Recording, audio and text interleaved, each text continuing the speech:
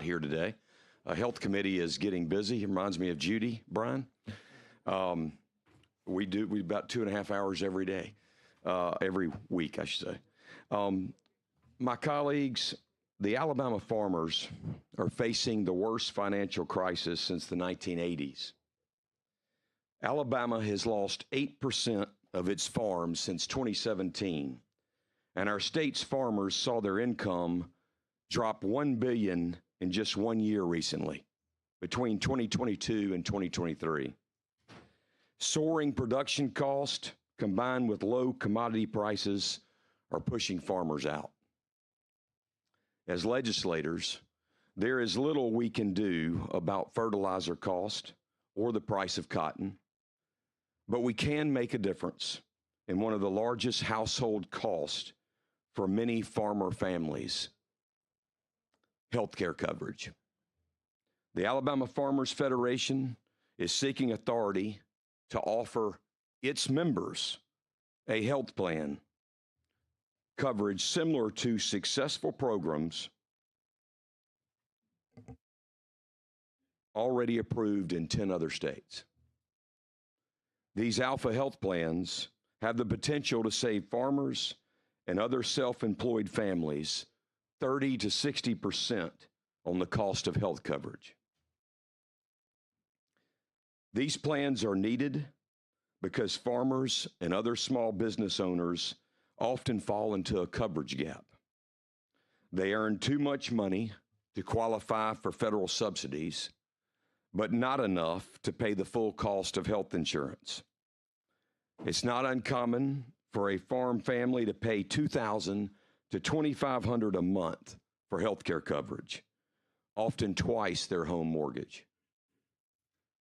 As a result, farm families are faced to make difficult choices: go uninsured and risk catastrophic financial loss if they suffer illness or an accident, take an off-farm job to secure coverage, which impacts the productivity and sustainability of their family business, or limit production to stay below federal subsidy thresholds.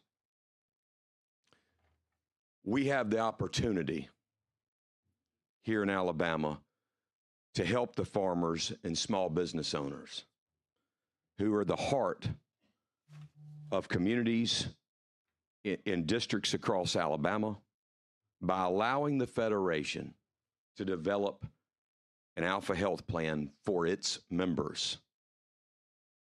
This plan save a family in your district up to $18,000 a year. That's a game changer. The Farmers Federation is not looking to change Alabama's healthcare market. Hear me out. This is not a plan for everyone. This doesn't even save the nation or the state in healthcare.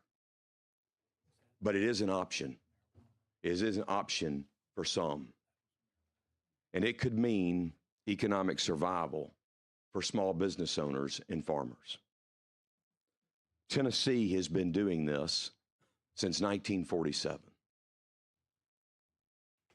They have 138,000 covered lives in a state that has 7.2 million people.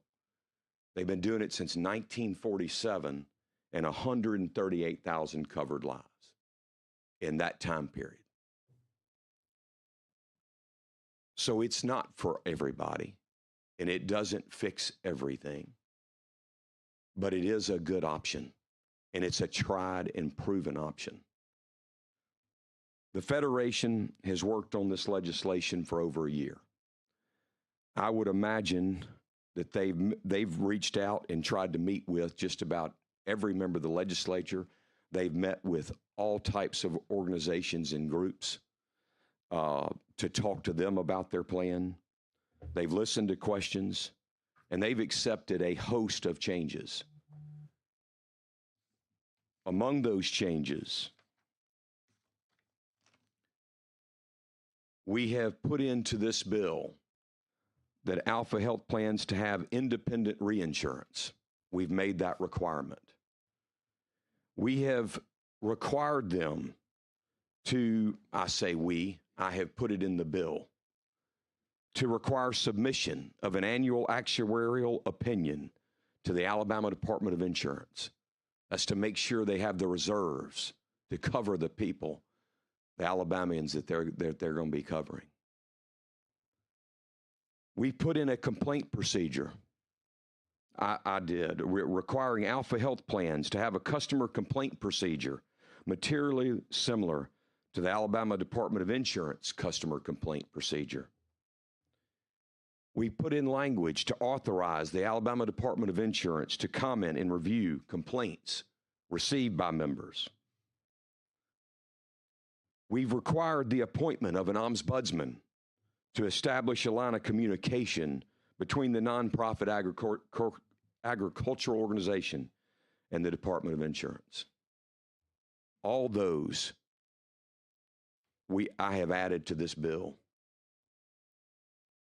We're requiring a 1.3% privilege tax on the premiums that are sold.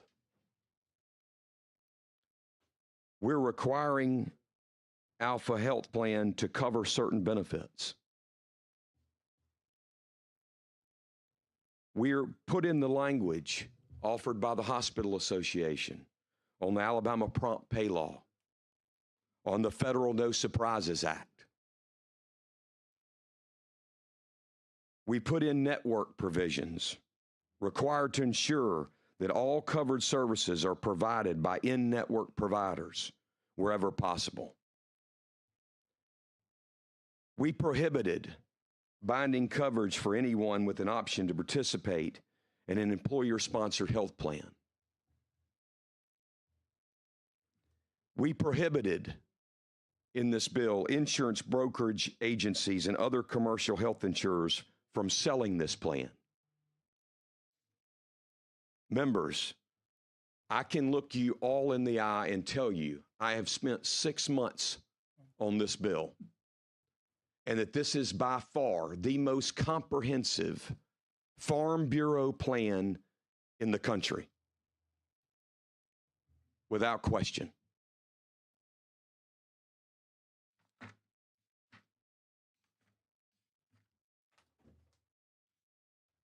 Agriculture and forestry are Alabama's largest economic forces. They directly support 275,000 jobs, and they pay $15 billion in wages and contribute almost $80 million to local and state economies. The number of Alabama farms decreased by 8% from 2017 to 2022. 95% of Alabama's 37,000 farms are family-owned. Just 8% of Alabama farmers are under the age of 35. HB 477 is a good bill, and I'm happy to bring this to you. And I think we need to stand with the farmers in a time of need where healthcare costs are what they are. This legislation will not have a negative impact on other healthcare plans. It's simply an affordable option for a small group of families who right now don't have one. I want you to know, as I said, I've worked on this bill for 6 months. My door is open. It's open to all of you. It's open. I've been open to anybody to ask any questions you want. I'm happy to talk about this bill and what's been done.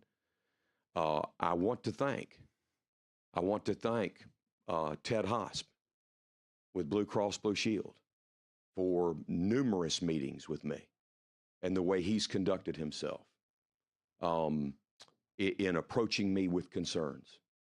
Ted, I appreciate it very much.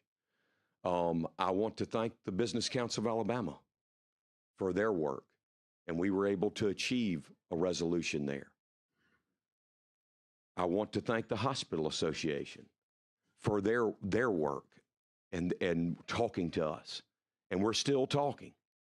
We got three. I think we got three exactly what they wanted, And I'm determined to get that fourth one with the Hospital Association.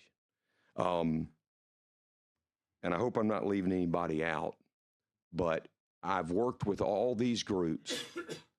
I've been as open as I can be to make this a great bill. And I want you to know, I'll say it again, it is a healthcare option, and it's not for everybody, but it's a tried and proven option that has worked well in other states and has not adversely affected others in those states. At this time, Mr. Chairman, Okay. I'll sit unless you want me to stay here for questions. You may have a seat. And what we're going to do, we have 4 speakers on each side, 4 support, 4 that oppose. And for those of you that have not been in here, today on this one, we're going to do 2.5 minutes each. Michael Ann will have a clock, and at the end of 2.5 minutes, she will ask you to, and let you know that that's it. If you will, just call those that you have marked in order. Okay, yeah, let's move the prop there for a second. I never put this up. Okay. All right. Emmanuel Bankston. Thank y'all. I'm Emmanuel Bankston. I'm from Henry County, Alabama. I farmed there from a long line of farmers over in Georgia.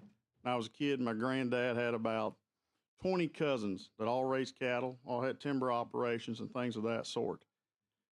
Here in Alabama, I get the opportunity to serve on the State Young Farmers Committee, serve as vice chair. I get to listen to farmers from all over the state, even all over the country. And of course, as you guys heard, agriculture is in pretty stressful financial times. The economic conditions on the farm are not that good. But one of the biggest problems that young farmers face, and I'm 34 years old, so I'm in that 8%, the minority in the minority, and I can tell you, is healthcare. When you're spending the cost of 2 mortgages and you're a young farm family, a reduction in that in 30 or 60% is a lot.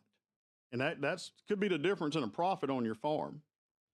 And so when I talk about those family members that I had in Georgia that farmed, there's no more of them. They're gone. Their families, their younger generations never did go back to the farm. I'm the only one, and I moved to a different state and farmed. And so if we can do anything, we have the opportunity here in our state to make it better, to make healthcare, to have another option, then let's please do something positive in agriculture. So thank y'all. I appreciate it. If you have any questions, I'll be here. Thank you. Thank you. Jane Addams.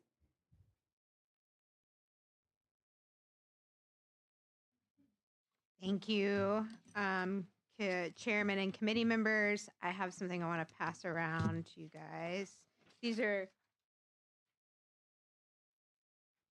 Those are stories we collected from Tennessee patients in the last 3 to 5 months who have experienced pretty poor outcomes with their Farm Bureau plans.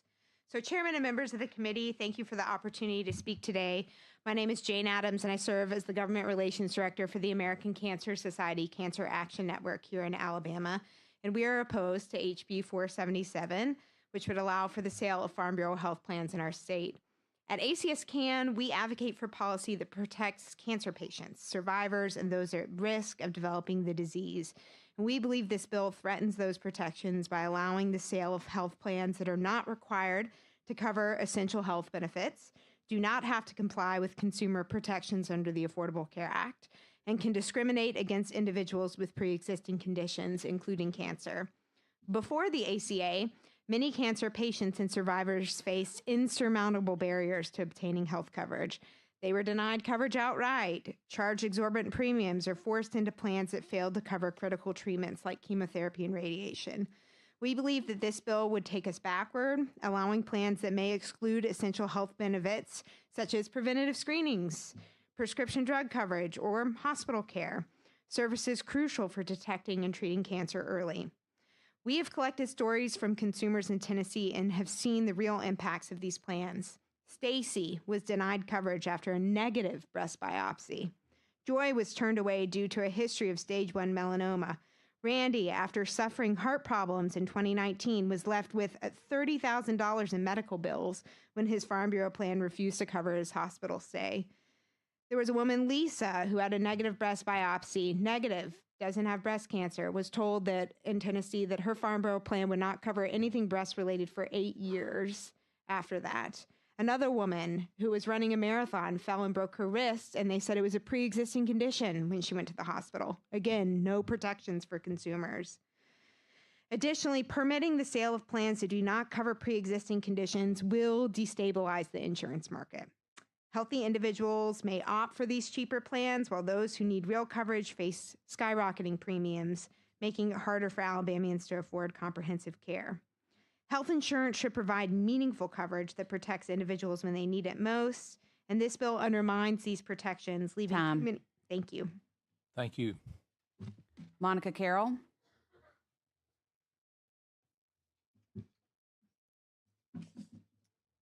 Good morning. Morning. My name is Monica Carroll, and me and my husband, Chris, we are located in Dale County. We farm beef cattle, poultry, and row crops. When Chris and I graduated from Auburn, his lifelong dream was to come home and be a farmer. He wanted to follow the steps of his dad and his granddad. Being the 6th-generation farmer on his family's land, it was not a question of if, but how. So one of our biggest challenges was how were we going to be able to afford health care? So I took a job off the farm. I worked with NRCS, and after about 5 years, we wanted to start a family. So we thought what was best fit for our family was for me to come back home, raise my children on the farm, and manage our poultry houses. But of course, again, we were concerned, how will we afford health care? So we looked to the Farmers Federation for coverage that allowed us to be able to farm and take care of our family. But then again, high rising cost health care, we were not able to do that. So I again had to take a job off the farm. Now, managing the chicken houses and working off the farm is tough, but I do it because it protects our way of life. Blake, my son, just graduated from Auburn. He's a meat science degree, and he's actually in the plans of building a butcher shop right there on our farm so he could sell his local products. He just got married this weekend. His wife, Savannah, she is a marketing major, and she is so excited also to build this business with him. And who better to be doing that than them that's compassionate about their product and knows their product. But as we sit at the dinner table as a family, we're having those same conversations that we had so many years ago. How are they going to be able to do this? How are they going to be able to afford health care? So I want you to think about the average farmer is 58 years old. I heard a man say, we cannot defend ourselves if we cannot feed ourselves. Food security is national security. I'm here today to ask you, please consider the health care plan. Help our young farmers be able to come back and be in production ag, or who's going to feed us tomorrow? Who will be the ones to carry on our legacy if they can't afford a health care plan and still be able to farm? I ask you to please consider this. Give them an option. Just give them an opportunity that they will be able to afford health care and do the things that we need, grow our food, fuel, and fiber. Thank you so much for listening to my story today. Thank you. Dane Howard.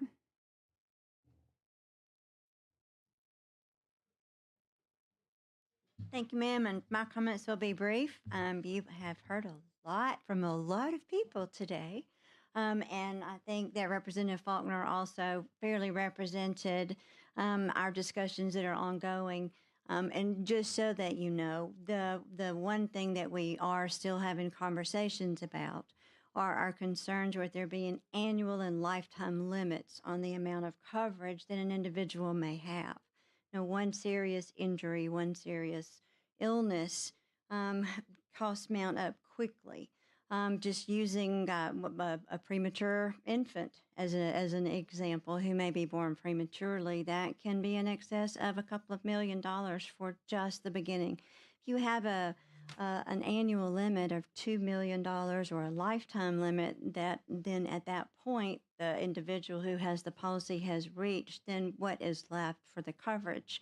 So that was just one of the concerns that we're still talking about. And I do appreciate the spirit of which we have all been able to sit down and talk. The only last thing that I'll mention before I do sit down, and I do appreciate the inclusion of prompt pay. You're all aware we have a prompt pay law in Alabama, and the other things that were mentioned here would be the enforcement of those. I really appreciate that it's in the bill, and I appreciate it. And no one is insinuating that no one has the right interest, and there's no ill intent that they won't comply. But outside of any enforcement authority in the bill, the only recourse for a hospital or any provider would be through the courts, which would likely be more expensive to go through the courts than what may be collected from the reimbursement to begin with. So that is our remaining concerns, that outside of what you've already heard and we know, and there's no need for us to sit here and rehash stuff that we have all talked about again. Again, I do appreciate the spirit in which all the conversations have happened heretofore, and look forward to continuing conversations on the annual and lifetime limit. Thank you. Philip Hunter. Good afternoon. I'm Philip Hunter. I'm from Shelby County. My wife, Robin, my brother, Will, we have a 300-acre landscape and ornamental tree nursery in Talladega. This is a great opportunity, and thank y'all so much to speak to y'all. This is actually something we've been working on in our family with my peers with the Federation, with my peers at the Alabama Nursery and Landscape Association, some solution to this ever-rising cost of health insurance for our family. When we started this farm 25 years ago, I left a full-time job. Not long after, I asked my brother Will to join me. A few years into it, I asked my wife Robin, a CPA, to come on board. This business is growing. We need your help doing our books, keeping our payroll. In hindsight, she worked for a big company, a company that had an employer-sponsored healthcare plan. In hindsight, that cost us a lot of money. We've been working for 20 years, every year, trying to find the best solution for our family. Currently, our healthcare premiums annually cost more than it costs for me to send my son to Auburn University. And they go up by, in the last 3 years, about $2,000 a year. My son Patton, my nephew Wilkins, they're juniors, agribusiness, horticulture.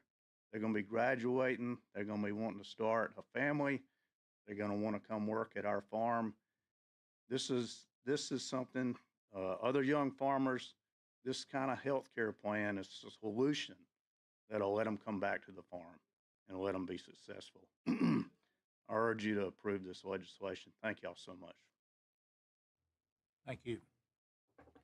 Deanna Deschans. Hi, I'm Dina Deshane. Nice to meet all of you.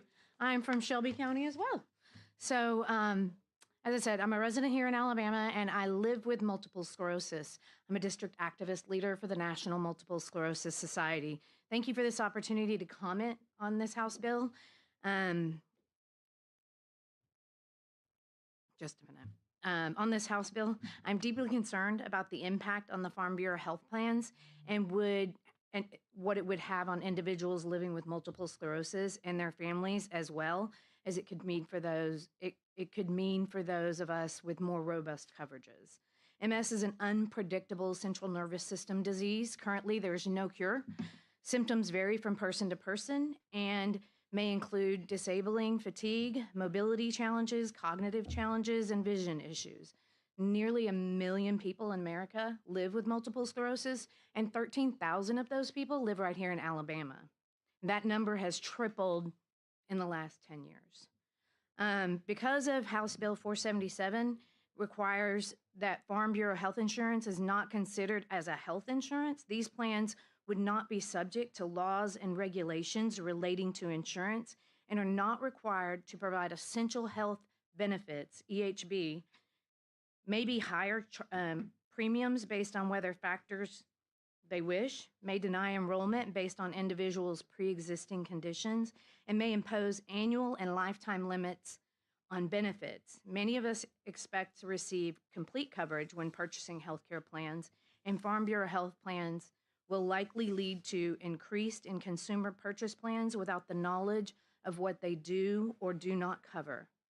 Offering Alabama farmers health plans that may not provide coverage for pre-existing conditions does not protect them from high healthcare costs. In fact, enrolling in these unregulated plans and lack of transparency around them makes it more likely that farmers will experience financial harm. When Farm Bureau health plans ends or is canceled, it does not trigger a special enrollment period. If a person loses their coverage due to a diagnosis of MS, that individual will be unable to sign up for quality, affordable coverage unless the loss of coverage happens to fall during the marketplace open enrollment period, meaning they will likely find themselves without coverage in the moment that they need it both. Time. Thank you. Ben Sanders. Good afternoon, Mr. Chairman and members. I'm Benjamin Sanders with Farm Bureau Health Plans of Tennessee. Representative Faulkner asked me to come up to speak very briefly about our plans in Tennessee. As he mentioned, we've been doing this a long time. I think my time is best served answering any technical questions you might have, but I will make 3 brief points, Mr. Chairman. First, as I mentioned, we've been doing this a long time. While we may have proprietary information, we've got nothing to hide.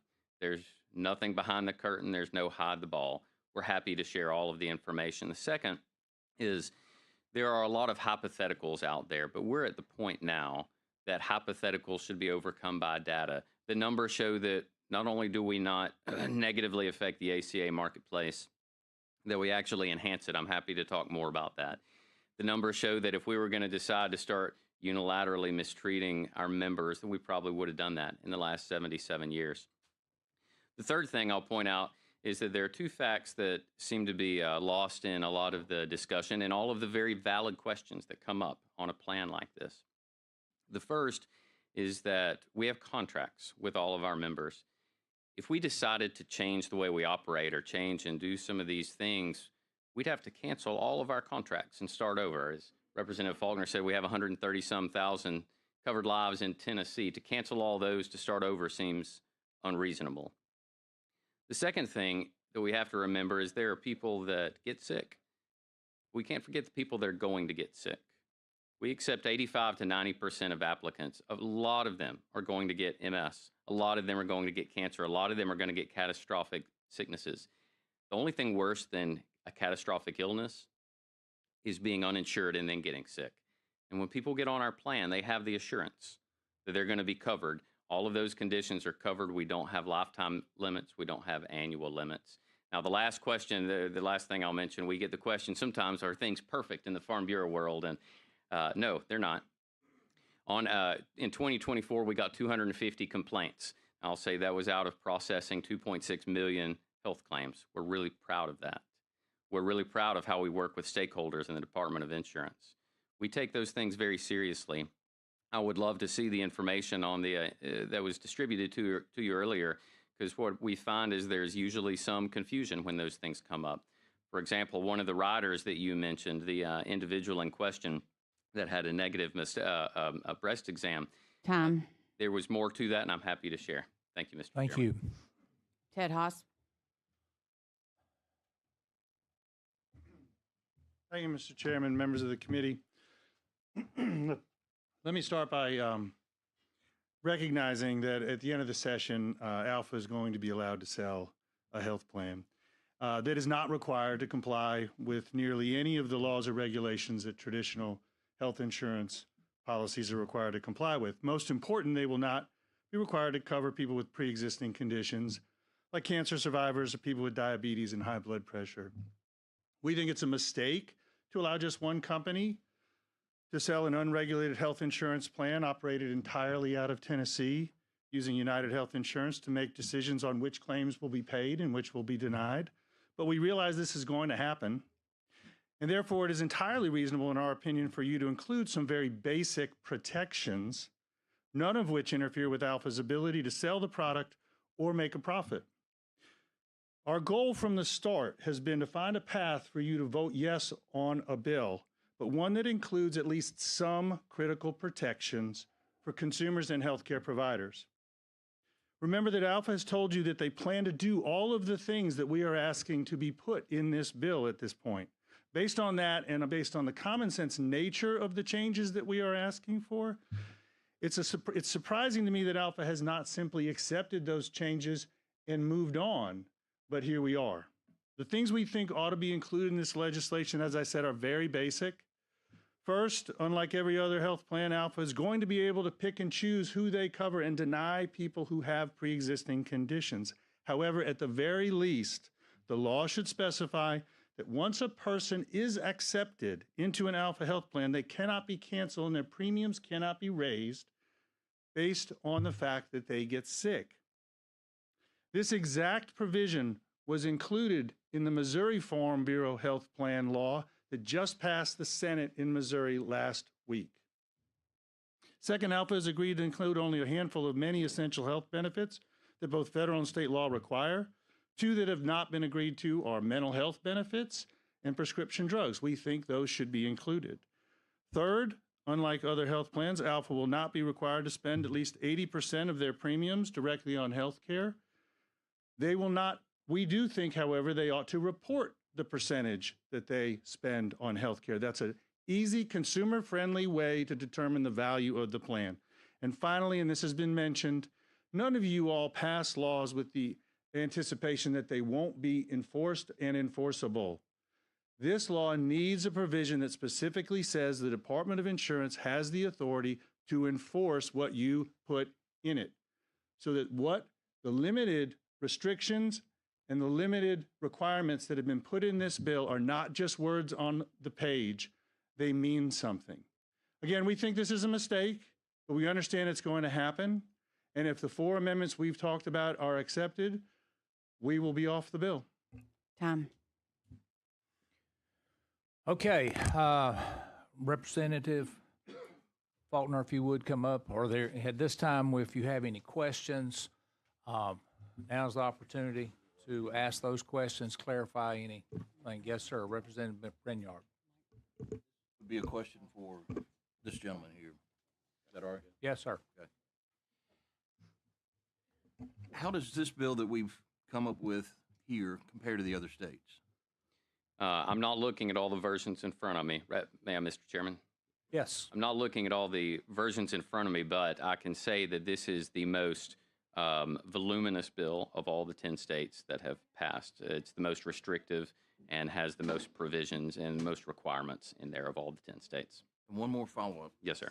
In those other states, how's your member retention been? Do you know? In Tennessee, we have a historical retention rate of 98%, and so far that has been borne out in all the states that we're administering this for. Could you get us a copy of the bills that passed in the other states? Yes, sir. I'd like Happy to to have do that. Mhm. Yes, sir. Representative Shireen. While you're at the microphone, does your plan in Tennessee cover cancer? Yes, sir.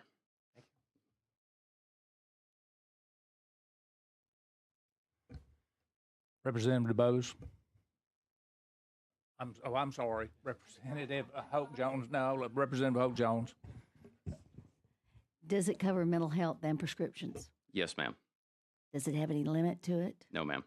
None whatsoever, even on the annual or the lifetime?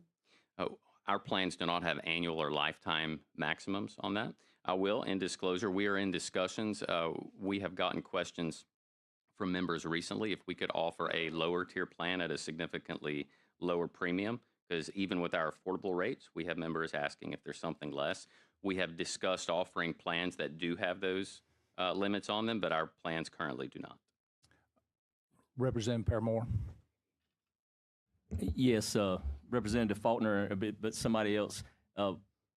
Ms. Carroll mentioned something that I might have misunderstood or got confused on. Has Alpha ever offered a health insurance plan before?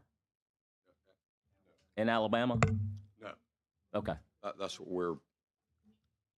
we're trying to do here. I thought Yep, maybe she had yep. said that maybe that they had something, but you brokered it out, probably some, okay. All right, thanks. Representative Bose. I have a quick question.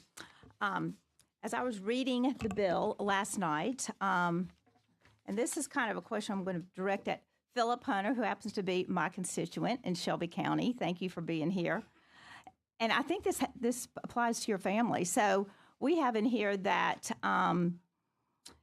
if you have an employee-sponsored health plan, you cannot participate in this Alpha plan unless it's 9% more than your annual income. So that's what happened to your family when your wife decided to become part of your family. She had to give up Yeah, her. when she became part of our business, Yeah. she left behind an employer-sponsored plan. Right. And we had to go out ourselves on the market and buy family plans direct Yeah. at a much increased cost. There's no sponsors for that. It comes straight out of our pocket. And that struggle, that expense, that biggest part of our family budget is something we've been struggling with for 20 years, every year trying to find the best solution. Right, right. And she sacrificed that to be part of the family farm. And then I'm thinking about your children coming home from Auburn and wanting to be part of the family business and work on the farm and the options for insurance for them. It's grim. Yeah. The cost is grim, and it's something we struggle with now. Like I said, I'm paying more for health insurance premiums than it costs for Patton to go to Auburn. And there has to be a remedy to that. And as a group, this farmer-driven, let the farmers form a group. 50%, almost 50% of the rest of the state can participate in employer-sponsored plans. It's a similar plan. Right. Representative Saunders. Double. Yeah. Thank you, Mr. Chairman. The gentleman from Tennessee, could he step back up? Thank you. I appreciate it. This premium tax that's collected, is that an industry type thing? Do all states collect the premium tax? And is that 1.3% pretty much a standard number also? Sir, are you referring to the Farm Bureau plans in effect? This one, yeah, this bill. Yes, sir. Off the top of my head, about half the states require some form of taxation and about half do not. And that percentage is probably about accurate. Okay. Thank you. Oh, Representative Hope Jones. Thank you. I just, to everybody, to Representative Faulkner, I just want to say that, my late husband was a farmer, and I've been an insurance professional for 48 years. I applaud Alpha for doing this. I am 1,000% in favor of competition. I know we need it. Guys, I am on your side. But as a 48-year insurance professional, I deal in these policies every day. Words have meaning, and I'm worried about the words. And that's what I'm trying to do, is to protect y'all, to make sure these details, you don't know that you need mental health until you need mental health, and then it's too late if you don't have mental health coverage. They have meaning, and that's what I'm trying to work on, are these details. I'll get off my soapbox and say, as a 48-year insurance professional, Representative Faulkner, we talk a lot about agents and them being employees, because I understand under the Alpha business model, the agents, the clerical, the adjusters are all employees of Alpha. But part of the details are, it never really says in the bill if they are licensed through the Department of Insurance. I think the words are very, everybody assumes. Several of y'all on this committee, we've had questions on this, and it assumes that they are licensed agents through the Department of Insurance, but I don't see that anywhere. So that's my first question. Yeah. Well, My first request. And Representative, I'm happy to look at that. If you're saying the language is not, you don't think is sufficient, I'm happy to look at that. That was something along with Blue Cross Blue Shield, we worked on to try to make sure that we wouldn't have third parties selling this. Alpha doesn't want third party selling this. They want it to be Alpha or their agents who are exclusive to them, even though they might be independent. So not necessarily employees, but I don't really sense that what you're asking. I'm happy to sit down with you and talk about it and see if there's something in the language we needed to clarify. Well, and it just, as in Representative Bowes, as reading this several times, it just hit me that it's not clear and specified. And we use this word a lot, but words do have meanings and definitions. And it doesn't say anywhere in here that those salesmen, agents, licensed folks, have a license through the state of Alabama Department of Insurance. We all use call centers. So within, if a call gets transferred to Tennessee or Nevada, I don't know, would that person be aware of the Alabama laws by being a licensed agent in Alabama? So that was the first question. The second concern, and I wrote down a couple things. I heard you say a lot, Representative, about requiring and certain and prohibited. Those all words are very black and white. I get them. They make sense. But, and I say this lovingly, on a second marriage, you have a prenup because you just want it in black and white. I'm just asking for black and white. When you say the word planning, and Alpha guys, I've had this conversation with y'all. When you say the word planning, I'm planning to be a good wife. I'm planning to lose weight, but that don't mean I'm going to do it. And I just worry about those words that we're planning to do that. Guys, I'm trying to protect y'all. So it is in black and white that it's going to be done, that we use the words like requiring and certain and prohibited. So these things that everybody's trying to work on, I'm in favor of getting another competition. I don't care. I don't care if we have 5 or 10 or 20, but the words matter. And I'm just worried about these words because I want the word planning on it out of the discussion. I want the words, this is what we're doing.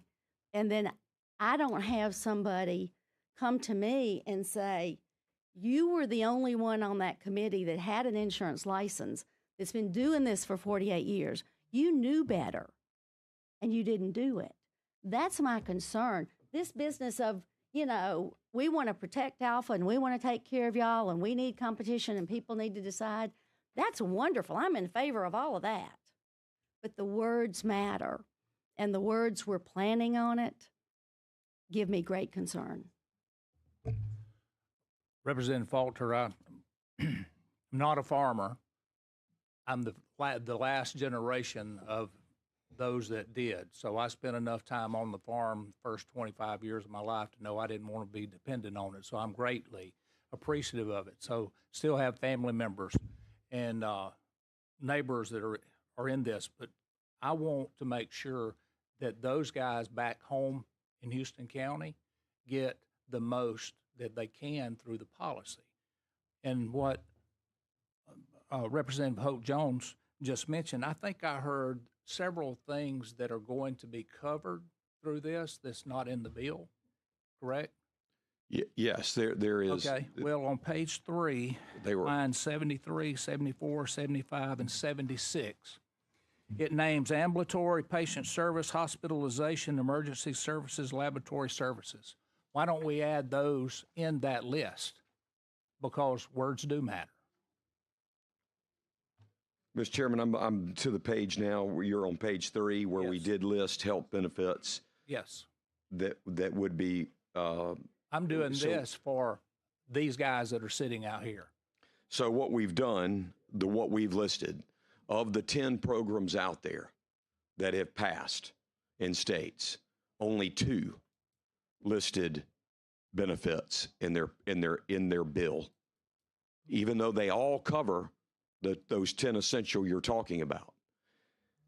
This is the 4 benefits that were listed in 2 out of the 10 plans. So we have done that. and listed those here. But you say that you will cover those. Alpha Health will cover, you're talking about the others. I'm talking about the others. Yes, Alpha Health will be covering those, as Ben mentioned Tennessee. All I'm asking is for it to be put in writing. I understand, Mr. Chairman, and it will be in writing in the contracts. Okay, and it's a matter of how much in our legislation we're going to put in here on this business, on this health plan. And I can tell you that only 2 of those 10 states listed any benefits, and we put them in here. We'd be the 3rd state. Next question. Representative Warren, I'm sorry. Thank you, Mr. Chairman. As we all know, we have gone and had some serious discussions and thoughts about it. And we hear all the time that this is a cost factor. This is going to be cheaper to get. But my question, getting cheaper, are you getting the full services that you really need to be healthy? And I think that's the part that really kind of scares me, because like I said, for the last year, all I've done is seen doctors.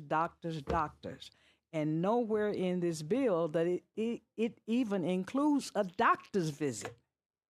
That's not on your list.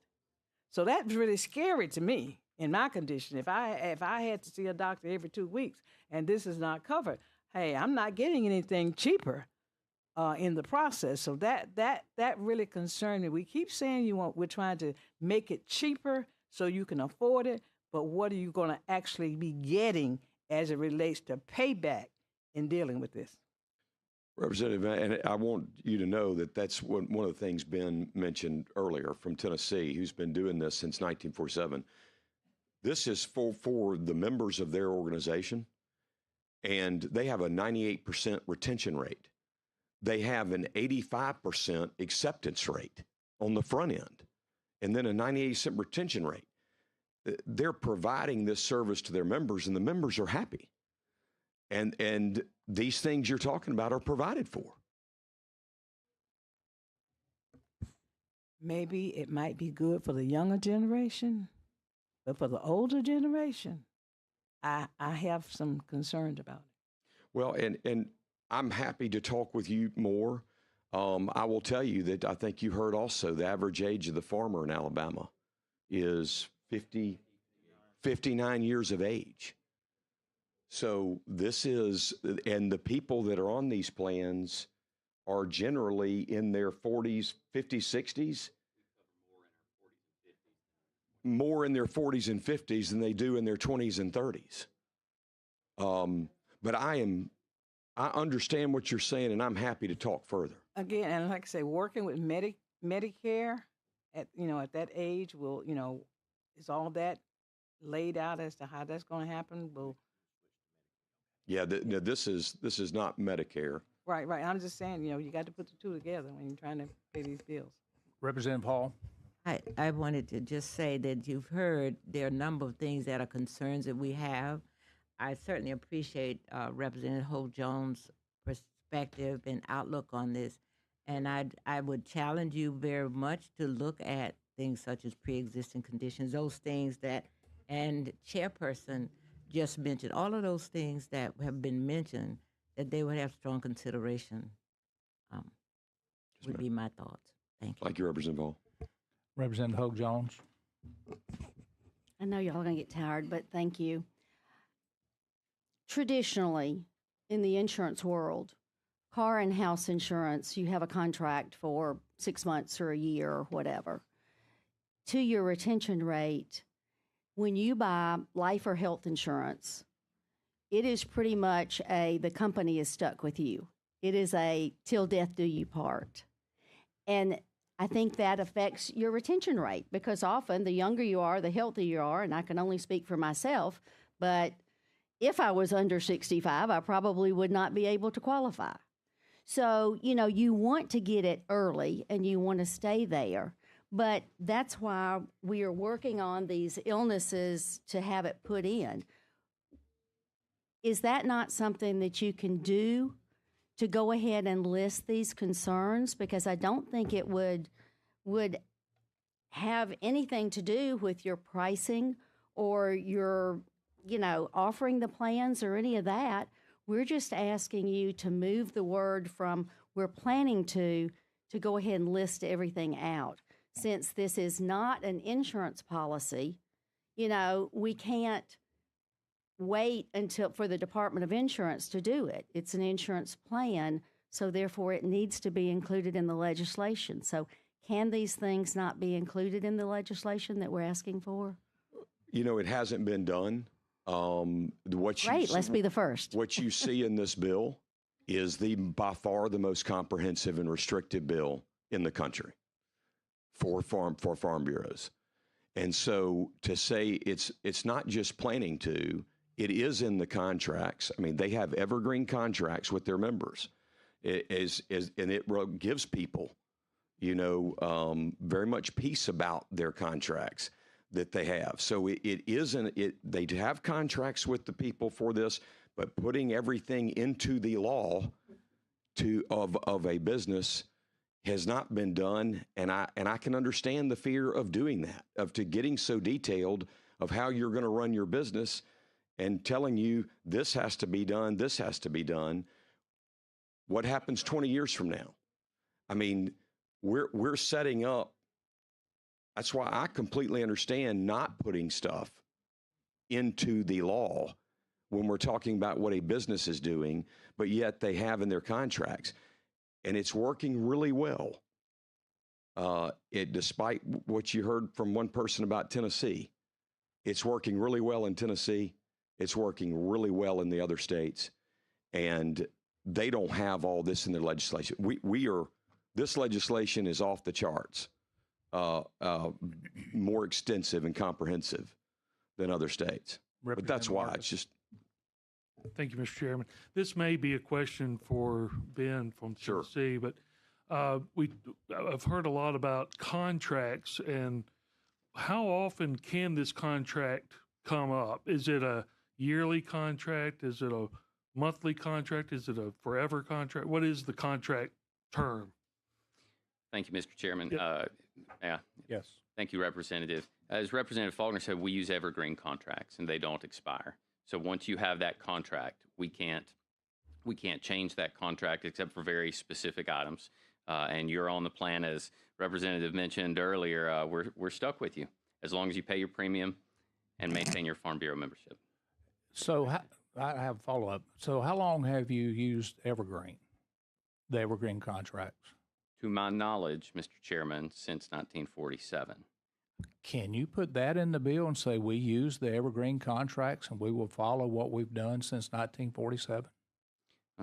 That question's never come up, Mr. Chairman. We're happy to talk about that. I will say. I mean, just some clarity for that we won't be able to drop. I understand you're going to be picking and choosing people, which should be. More than likely, only 50% of the farmers will be able to get this. Is that an accurate statement? That's what I've been told by. 85. How much? The sign said 85, I think, but David. Well, I was told less, but that's okay. But you're going to be able to pick a good crop of people to be in the insurance. So, but what could happen is you have two healthy young farmers. 18 months from now, they have a child that has cancer and they have to go to UAB or Mobile or Texas or wherever and run these bills up. I want those guys to have some assurance that it is an evergreen policy, meaning they have it from this point as long as they pay the bill. That's the only assurance I want. I don't think that's too much to ask. To clarify, sir, and I believe that's going to be a question for Alpha, you're asking if the legislation could specify that they're evergreen contracts? Well, that and specify that they're not going to be dropped because of high cost. That's all I have to say. This meeting is over with, and thank you for your patience.